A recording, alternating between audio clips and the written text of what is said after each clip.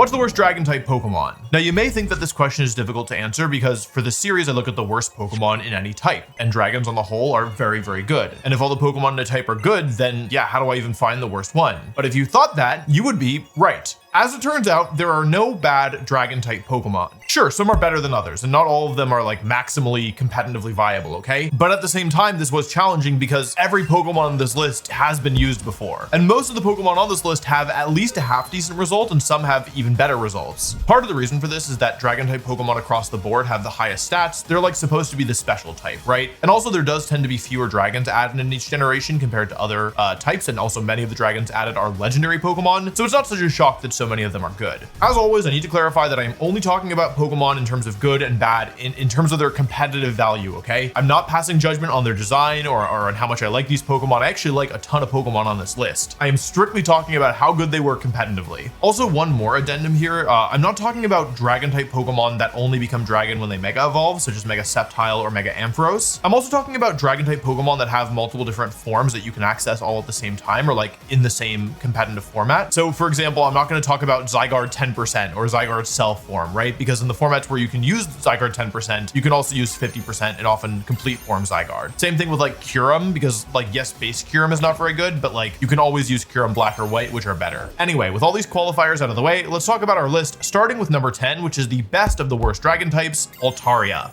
Now, at a glance, Altaria doesn't seem to be very good. Its dragon and flying typing isn't like bad per se, but it's also not the most desirable pairing for dragon because it results in a quadruple weakness to ice, which is a liability. And Altaria's stats also are pretty lackluster. However, Altaria has actually seen use before, primarily in its mega form. Mega Altaria trades its flying typing for fairy typing, meaning it's a dragon type Pokemon that's immune to other dragon type Pokemon and also has 2 ways of hitting them for super effective damage. With its Pixelate ability, it also powers up all of its normal moves and turns them into fairy type attacks, meaning you can use moves like Double Edge or Hyper Beam or Hyper Voice and have them actually function as fairy type moves. Altaria was primarily used as a mega evolution when the power level was very high, specifically when Primal Groudon and Primal Kyogre were around. Primal Groudon and Primal Kyogre have abilities that set up enhanced version of the rain and sun, and they can't be canceled out with normal weather like sandstorm or hail or regular rain or sun. However, they can still be ignored, and that's where base Altaria's ability Cloud 9 comes in. There's 2 times where Mega Altaria has a recorded result. Once where it placed top 4 at a Korean, I believe this is a regional, but it could have been a national championship. I forget what the Autumn League was. And it also placed 12th at the World Championships, something called the DC Open. It was like a regional level event at the World Championships. And both times it was paired with Primal Kyogre. My guess as to the reason why Altaria was used on these teams was in part because of its base ability in Cloud 9, allowing you to cancel out Primal Groudon Sunlight, meaning you could switch Altaria in and use a water attack with Kyogre without fearing Groudon coming in and without needing to switch Kyogre out. This is basically like baby Rayquaza,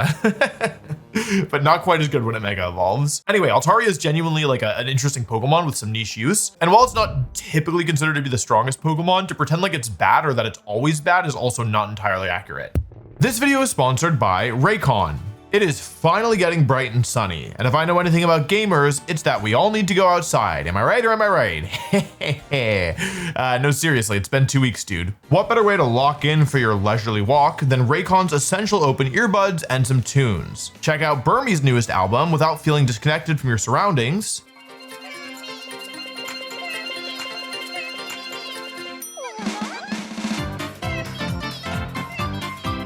Thanks to the open ear technology, you'll still be able to hear what's going on around you at no expense to the sound clarity. They're super lightweight and comfortable, and their 36-hour battery life makes them great for those of us who are not gifted with the remember to charge things gene. I've been using them myself for running, and honestly, they've been a game changer. If you think that this is something your routine is missing, now is a great time to try them. The essential open earbuds are the perfect addition to your everyday routine. Go to buyraycon.com/Wolfey to get 15% off. Thanks again to Raycon for sponsoring this video. Coming in at number 9 is another dragon and flying type. This one is Noivern.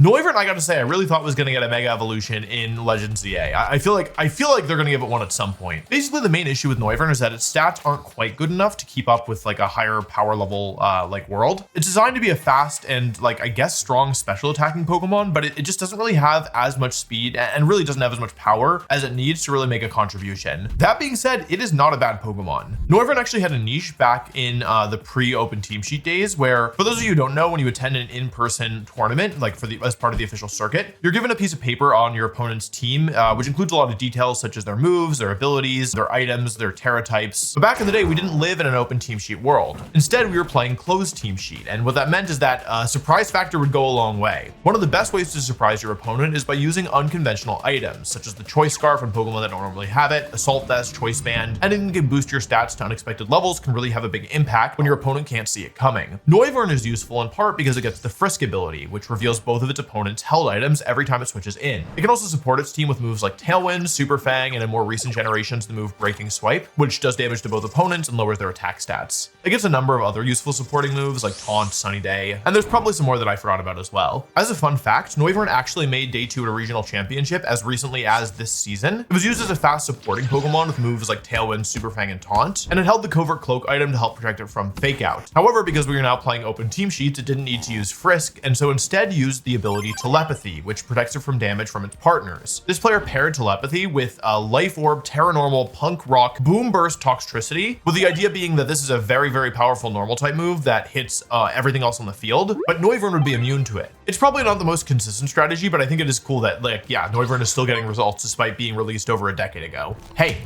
before we get to number 8, you should subscribe. You want to subscribe, I know you do. I know so much about Pokemon, and the only way I'll tell you is if you specifically subscribe. Otherwise, I'm going to start talking about Yu-Gi-Oh! Or about Digimon or about Bakugan. Do you guys ever watch Metabots? My mom used to. There was like this VHS rental service at the library, and my mom would rent me Metabots. I'm pretty sure that's what it was called from there, but it was like just like a couple random episodes, so I never got like the bigger picture. Anyway, back to the video. Okay, coming in at number 8 is a beloved fan favorite Pokemon that is not beloved by Game Freak, Flygon.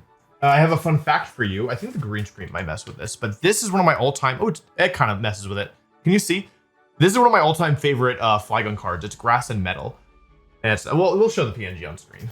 Anyway, Flygon. It is on the worst dragon type list, but it's not that bad of a Pokemon. Flygon is basically baby Garchomp. Like if Garchomp didn't exist, Flygon would probably see a little bit of usage. And I remember back when I used to play single battles, Flygon had some usage as well as like a Choice Scarf U-turn Pokemon. It's got decent stats. It's not quite as fast or as strong enough to be like a regular mainstay of competitive play. However, it does have some use. So back in 2017, ground typing was really good. Specifically, Garchomp was really good, okay? Basically, 2017 was the year where they introduced Z moves, and like the first format where we had Z moves, Garchomp was around, and there just weren't that many ground type immunities. Like we had a couple. Gyarados was pretty good, for example. It was overall, I would say, difficult to find Pokemon that could switch into ground moves, and that was relevant because Z ground just did a ton of damage and basically deleted most things that it hit. People were using bulky Pokemon like Gastrodon and Porygon 2 to tank the hits a lot of the time, rather than, yeah, like actually just having an immunity. And also, Tapu Koko was arguably the best Pokemon of the format, or top 3 for sure. It was like Garchomp, Porygon 2, and Tapu Koko probably. Arcanine was really good too. Top 5, let's say, whatever. Anyway, Tapu Koko was really good. Anyway, there weren't a lot of Pokemon that were good both into Garchomp and into Tapu Koko. And there were very few Pokemon that could switch into the Z moves of both, especially the electric Z move, which was especially strong because it got boosted by the electric terrain, which gave even more power back then. Anyway, I'm not saying that Flygon was good. In fact, Flygon didn't have very much usage back then at all. However, one player named Gary, who is a player notorious for using unorthodox Pokemon and has used a number of really interesting strategies over the years and is going to come up again later in this video, okay? Anyway, Gary used Flygon twice to good results. He placed top 16 to regional and then top 32 at the North American International Championships back in 2017. His team was triple Ultra Beast, Arcanine, Murkrow, and Flygon. And I don't know if the Flygon was Choice Scarf or if his Z move or anything, but I think it's interesting. Flygon is especially cool because it can be used both as a physical or a special attacker. It does have higher physical attack, so it's typically used that way, but because it gets moves like Fire Blast and Earth Power and Draco Meteor, it can be used as a special attacker as well. That way it's not susceptible to Intimidate. Do you think they're gonna give Flygon a Mega at some point? I feel like everyone thought for sure it would get one, but the fact that it still doesn't have one and Garchomp has, spoiler alert, 2, I don't know. I think maybe Flygon is a forgotten Pokemon of history. Okay, number 7. This is a Pokemon that some of you probably would expect to be like number 1 on the list. It's not very good, but it does have some results. So we're gonna talk about it here all the way up here at number 7. It's Turtonator. So Turtonator is weird. It's very ugly. It's very forgettable. It has a signature move that is just complete garbage mode, but it does have some stuff that it can do. Fire and Dragon typing is actually quite nice. Dragon is only weak to 2 types, Ice and Fairy, and Fire resists both of those types. So Fire and Dragon have pretty good natural synergy. Fire is weak to Water. Dragon resists Water. You have some interesting stuff going on. Now, despite having pretty good typing, I would say actually quite good typing, if you look at Turtonator's stats, you probably aren't expecting much from this Pokemon. It is not able to do damage really very very easily. However, that did change in Sword and Shield, which is where Turtonator has two notable results. Sword and Shield introduced the move Body Press, which does more damage the higher the user's physical defense stat is. Turtonator also gets the move Iron Defense, which allows it to boost its defense stat, which then not only makes it tankier, but also allows it to do more damage with Body Press. There was a brief period where Iron Defense Body Press Turtonator was actually considered to be a mainstream threat. Well, mainstream's pushing it a little bit, but it was a Pokemon that people recognized and remembered was a Pokemon, which is actually pretty good for a Pokemon like Turtonator. Turtonator also gets access to the move Wide Guard, which is a very useful supporting move as it protects your team from all spread moves, which are moves that hit multiple Pokemon. Because of its fire and dragon typing, making it quadruple resistant to fire, and with Wide Guard protecting its team from Precipice Blades, Turtonator actually matched up pretty well into Groudon, which I believe is the reason why it was able to finish top 16 at a regional in Melbourne, Australia, all the way back in 2022. It's a Pokemon where like the conditions need to be just right in order for it to actually be usable, but that doesn't change the fact that it is usable. What I will say, and the reason why I rank Turtonator lower than the Pokemon above it, and basically the way that I'm ranking these Pokemon across the board is like every Pokemon on this list can do something, which has not been the case for a lot of the other types. Every Pokemon can do something, and some of them can do things that like are so good that they get, you know, top cut at a regional, which is no small feat. So how I'm ranking them basically is how specific the conditions need to be for the Pokemon to do well. For a Pokemon like Altaria, like, okay, maybe Fairy is good offensively or Dragon is good offensively, and Cloud9 is such a useful ability because weather is always a part of the game, so it's like pretty easy to fit in, right? Noivern's stats aren't super impressive, but like it is fast, and Tailwind is always valuable, and supporting moves are always valuable, and Frisk has been valuable many times across history. Flygon and Turtonator needed to be more niche, but like when they were good, they like had good enough performances that justify them this high on the list. We'll see about the rest of the Pokemon. Speaking of, okay, number 6, I would say that there's a gap here between 6 and 7. No. The remaining Pokemon on the list are a lot harder to make work, and actually our next entry doesn't have any results, at least no recorded results. It's Dragalge. Now, I do need to specify that I'm filming this video before Pokemon Champions releases, so maybe Mega Dragalge is like the best Pokemon of all time, and now I look like an idiot, okay? But if we're talking strictly about non-Mega Dragalge, it's not a very good Pokemon. But here's the thing, it's also not so bad. Like I said, there's 0 recorded results for this thing. However, as recently as 2 months ago, as the time that I'm filming this, I was looking at Dragalge as like a serious Pokemon to put on my team. Here's the thing about Dragalge. It's very slow. It's so slow, in fact, that you would pretty much only consider using it on a Trick Room team. However, inside Trick Room, it is actually quite threatening. It has the ability Adaptability, which gives it a power boost on all moves that matches its types. So in this case, that's Poison and Dragon, or if you Terrestrialize, it gives you a bigger boost on whatever you Terrestrialize into. As a Poison and Dragon type, this is actually quite interesting because one of the best ways to answer the powerful Dragon type moves is like Fairy types who are immune, and Fairy type Pokemon are weak to Poison moves. This sounds like very good synergy, and in theory it is, but the problem is that many of the best Fairy type Pokemon over the last couple generations have had a secondary type that like either resists or is immune to poison. Generation 6 there was Mega Mawile, Generation 8 had Zacian, and most recently Fluttermane in Generation 9 is a ghost type, and so therefore it only does neutral damage, and also Fluttermane is ridiculously specially bulky. That being said, Dragalge actually hits really hard. With Life Orb and Adaptability, or Choice Specs and Adaptability, and its high base power moves of Draco Meteor and Sludge Bomb, it can actually do very respectable damage. I think it's a difficult Pokemon to use. I'm very curious to see how the Mega Evolution impacts it, especially at the time I'm filming this. I don't know the ability yet, and so I'm hoping it's something good because it is a really cool Pokemon. I don't have like this recorded anywhere, but there was a thing back in the day, probably back in like, I want to say sometime in Generation 7, where a bunch of players started using Skrelp,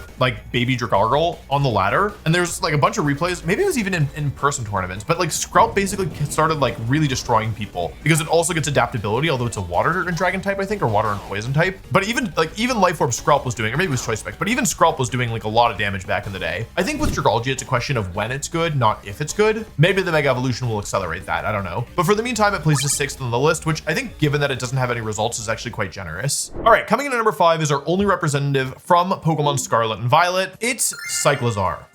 Here's the thing about Cyclizar, I think it suffers by being released at a time alongside Chenpao and Fluttermane, okay? Cyclizar, if it was released in Generation 5, would have been one of the best Pokemon of all time. Normal and Dragon typing is like totally fine. I think it's like, it doesn't hurt that much. You get an extra immunity and an extra weakness, plus an extra typing in general, which is, you know, never terrible. Well, normally not terrible, I should say. Cyclizar doesn't really have the stats to keep up with a modern metagame, but it does have some stuff going for it nonetheless. I would say the biggest thing in Cyclizar's favor is its access to its, not signature move, move, but like, do we have a term for when only 2 Pokemon can learn a move? It's one of the few Pokemon that learns the move Shed Tail. Shed Tail gives up half of your health, creates a substitute, and then effectively baton passes the substitute to another Pokemon on your team. Orthworm has actually seen some very decent success using this move. Cyclizar's the other user. And Cyclizar in some ways is a better user because it gets the ability Regenerator, which heals it whenever it switches out. So if Cyclizar uses Shed Tail, it will lose half of its HP, switch out past the substitute, but it will heal a third of the HP of its total HP after switching out from Shed Tail. So you only effectively give up like 17% or something. It has one recorded result on a very offensive team using Hisuian, Zoroark, Dondozo, and Comet. Comet's another Pokemon, just as a fun example, that gets a signature move that 2 Pokemon get in Revival Blessing. Anyway, it placed 74th at a regional in 2024. Cyclizar gets good coverage moves as well. Like it can do some damage, although the issue is that it's not really strong enough for this damage to really matter. I think at one point I actually tested Cyclizar pretty early on. I was interested in like a Life Orb set with like Draco Meteor and Flamethrower and Shed Tail, where the idea was that you would use Draco Meteor and have its high base power do decent damage and drop your stats. And then instead of having to switch out like manually, you could use Shed Tail and, you know, get recovery, or I guess like lose some health, but pass the substitute to another Pokemon. I think the reason, by the way, why Cyclizar is not a better Pokemon, even putting aside the fact that its stats are kind of awkward, is the fact that Shed Tail works better when your opponent has already attacked for the turn. I think this is why Orthworm is actually a real user of Shed Tail, despite not having as obvious synergy with it compared to Cyclizar. Basically, if you think about it, if you're using Shed Tail, you're giving up 50% of your Pokemon for a 25% HP substitute, which isn't inherently a bad trade, but if you do this, you want the substitute to like stick around. And because Cyclizar is actually pretty fast, if Cyclizar uses Shed Tail and the opponent hasn't attacked yet, you pass the Shed Tail away to another Pokemon, but then your opponent could break it in the same turn, which like ultimately isn't actually that useful. I will say though that I think that Cyclizar has enough going for it that if it were around in a really low power format without Pokemon like Incineroar and Rillaboom and Urshifu and Fluttermane and Chenpao, whatever, I do see a world where it could do well again. I also think that at some point it's going to get some more love, like maybe a regional variant or an evolution or a mega evolution. Maybe this is going out on a limb. I just gotta get that sense because I feel like it's an interesting Pokemon as it's the present form of Koraidon and Miraidon, and the fact that it's so much weaker than both the past and the future form, I don't know, it makes me feel like they're gonna give it something at some point. Bringing us into number 4 is Appletun. Appletun is a very funny Pokemon. It's a grass and dragon type, which is, I would say, not the best synergy, but it is kind of okay on Appletun because although you get a quadruple weakness to ice, Appletun actually gets the ability Thick Fat, which cuts the damage of ice and fire moves in half. Appletun is interesting because it plays a role that not that many dragon type Pokemon really fulfill, which is a bulky Pokemon. Don't get me wrong, like dragon types tend to be like somewhat bulky and hard to remove, in part because they have a lot of good resistances, but many of them are geared towards offense. Like there have been times where I couldn't get rid of an opponent's Miraidon or Koraidon, right? But like those are not Pokemon designed to be defensive. Appletun is. Appletun gets a number of good supporting moves,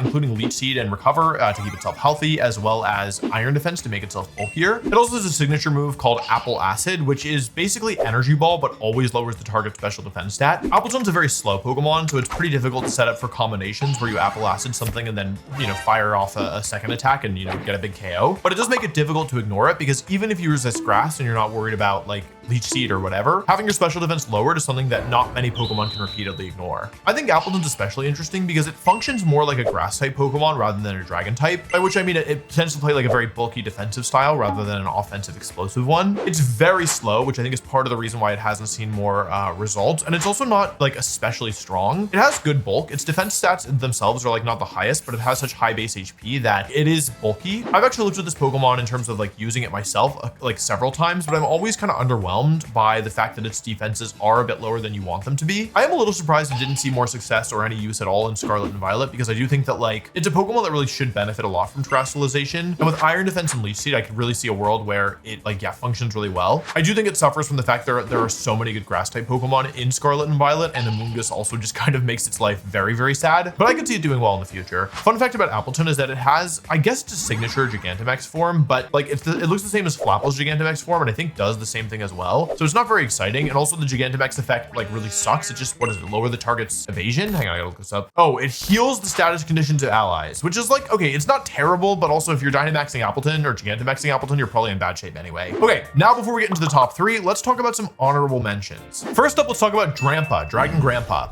This is a Pokemon that you might have expected to see on the list, but was actually quite good in 2017. Because the power level was lower, it was actually possible for Drampa to like stick around for a while. And his ability Berserk is actually really useful. It gives it a special attack boost if it ever drops below 50% HP. Players basically did 2 things with this. One was use Choice Specs Drampa and have it be bulky enough that it would always or like often survive one hit. The other set that I saw, I don't know if it ever performed well in tournament, but I saw it on ladder a bunch back in the day. People would use like Calm Mind Grassy Seed Drampa with Tapu Bulu, and they try to make it as bulky as possible because because Berserk is not a once per battle ability. So people would like bulk up their Drampa, make it really, really hard to get rid of. They would drop below 50% when the opponent hit them, which they had to hit them or else Calm Mind was going to go up forever, right? And then because they dropped below 50%, Drampa would get a special attack boost. And then they would have leftovers. No, they would have the Grassy Terrain recovery and they would use Roost. So they'd go back above 50%. And so then the next time you drop them below 50%, they get another boost and then eventually they just kill everything. Drampa actually won 2 different regional championships, which is the reason why it's not on this list. Okay, next up in the honorable mentions, let's talk about Giratina. Giratina is not a very good restricted Pokemon, but like I think it's very clearly better than all of the other Pokemon on this list. It's kind of awkward talking about restricted Pokemon because they're only legal when other restricted Pokemon like Groudon and Kyogre and Rayquaza are legal. And so like it's not really fair to compare them to non-restricted Pokemon, but also like Giratina doesn't have that many results at all. Like it's not considered a very good Pokemon. That being said, it actually won the US National Championships back in 2010, and I thought that was enough to leave it off the list. Guzzlord. Guzzlord's a very funny, maybe the weirdest Ultra Beast. It's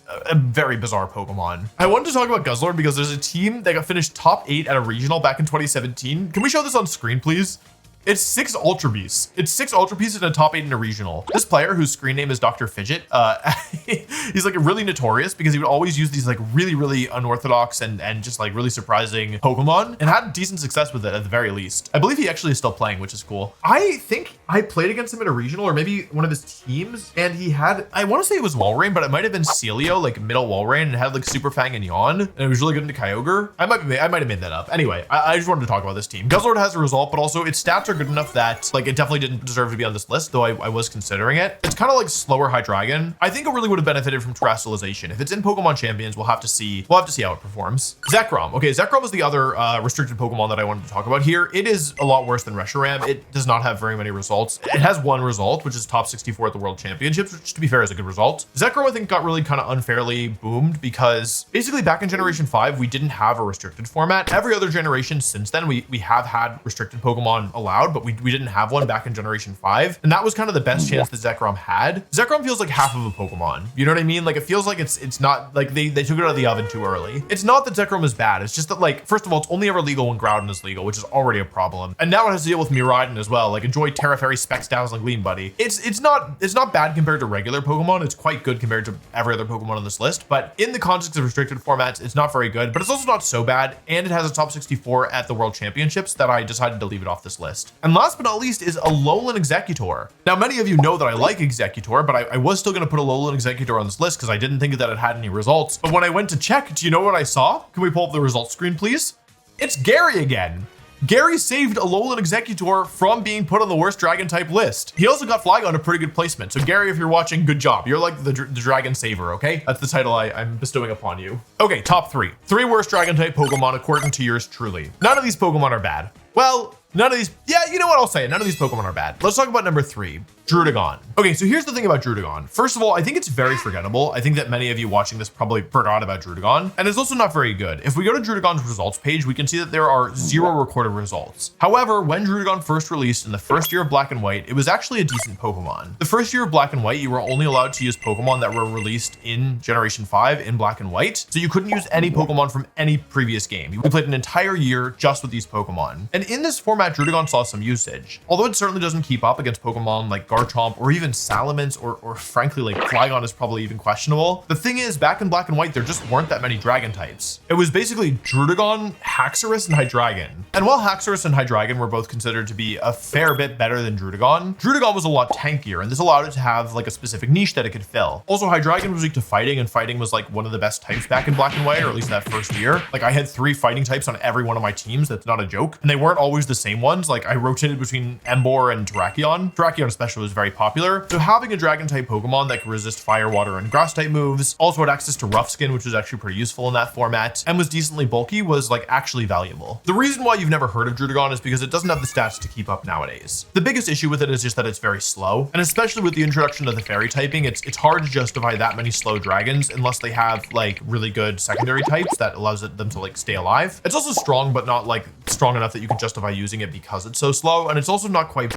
bulky enough either. However, it does have some interesting moves that let it get around the fact that it's so slow. Sucker Punch is a good attack that allows it to move first. It can also use the move Glare to paralyze Pokemon, which is always like useful. My friend Dr. Aaron Trailer was actually playing in the senior division, the middle-aged division, back in Pokemon Black and White when it first released, and he had Druddigon on his team that allowed him to qualify for the World Championships. And if I'm not much mistaken, he actually used the move Snatch, which can steal your opponent's status moves if they go for them in the same turn. I'm pretty sure he like snatched a Tailwind to qualify for Worlds. Anyway, Druddigon's certainly not a good Pokemon. It's certainly one of the worst Dragon types, but even still, it had some usage. I don't know if they're going to give this Pokemon any love, but I would not be surprised if it got like an evolution or a Mega at some point, just because it's like so forgotten and so irrelevant that if that's what they care about and they want to make, you know, irrelevant Pokemon relevant again, I feel like this is one of the Pokemon that they would look at. Okay, we have 2 Dragon type Pokemon left to talk about. One of them is going to look a little bit familiar, and it's the number 2 slot on our list. It's Flapple.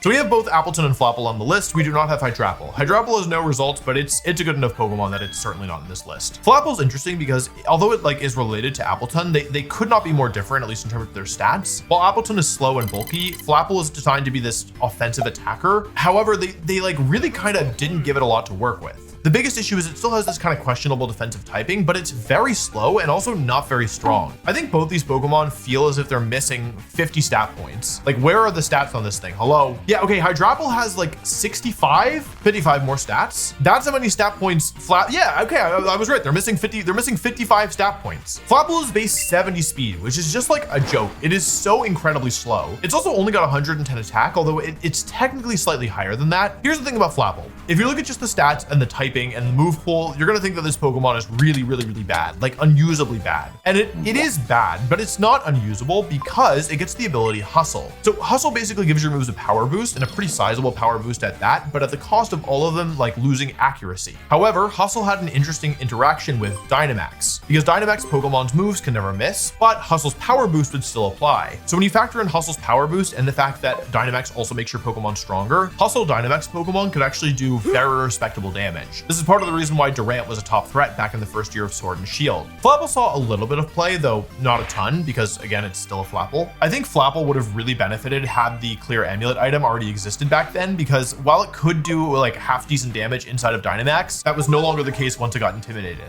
However, there was a team that made Day 2 at a regional in Scarlet and Violet when Dynamax wasn't even around that used Flapple. It's a gravity team, and it's really interesting. The team basically uses Sableye to use Prankster to set up gravity, which increases the accuracy of all moves for a couple turns and grounds everything not in the ground. And this obviously pairs with the Yanmega, whose Hypnosis becomes 100% accurate inside of gravity, but it also paired with Flapple. So Flapple's a signature move called Grav Apple, which lowers the target's defense stat when it's hit. However, it gets a 50% power boost if gravity is in effect. I've never seen this used before, by the way, but it's technically a secondary effect of the move. And gravity also offsets the issue with Flapple's accuracy, with Hustle causing all moves to miss, because gravity raises the accuracy more than Hustle lowers it. So basically, this team has Choice Band, Hustle, Grav Apple, Flapple. Grav Apple, Flapple? That's crazy.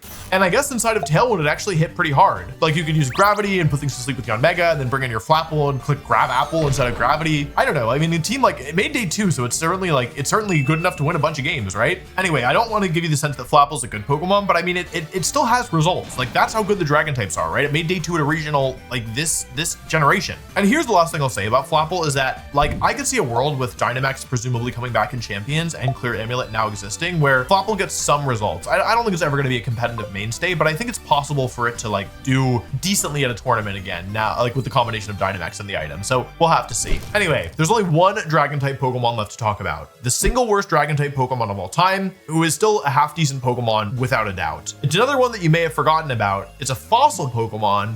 It's Tyrantrum. So Tyrantrum has 0 results present, okay? It's got awkward defensive typing, and it's a lot slower than it would like to be. It's also not quite as strong as you would think, given that it's like a Tyrannosaurus Rex, right? It's not weak by any means. It's just like, it's not that strong by modern standards. Like, why does a weasel with swords in its mouth have like 14 more attack than the fossilized Tyrannosaur, right? Anyway, here's the thing about Tyrantrum. Yeah, it's true that like there's a lot of things that it has not going for it. Very bad special bulk, awkward typing, not terrible typing, but certainly awkward, weirdly distributed stats, whatever. Worst dragon type Pokemon of all time. And yet, even with all of that, even with all that being said, even with everything holding Tyrantrum back, I can't say it's a bad Pokemon. Tyrantrum has very good physical defense, very, very good for an offensive Pokemon, and it also has a very powerful interaction with its ability, Rock Head. So Rock Head cancels out the recoil damage from moves that do recoil damage. And this is relevant because Tyrantrum gets one of the strongest moves in the game, Head Smash. This move is 150 base power. It's basically rock type Giga Impact, and it has two main drawbacks. The first is that it only hits 80% of the time. The second is that however much damage you do, you take half of that as recoil damage. Most other moves that have recoil damage, like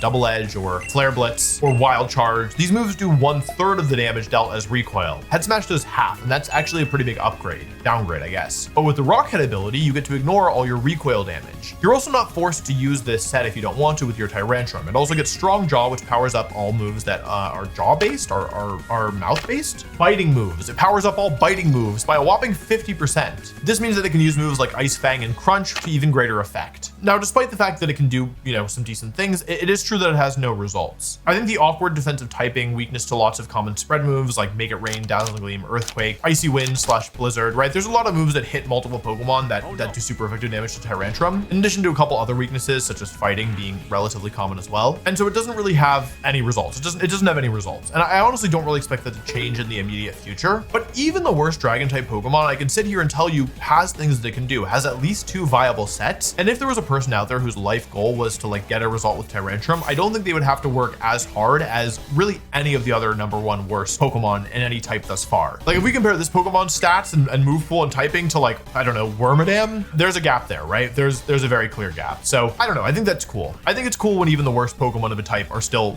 usable. Although I do have one more bad thing to say about Tyrantrum, which is I actually really don't like the shiny form. I feel like it looks like the type of shiny that I would like, but when I look at it, I don't like it. Anyway, those are all the worst dragon type Pokemon who are on the whole still pretty good. If you like this video and you want to see more of the series, you should check out the last one I did talking about what the worst electric type Pokemon is.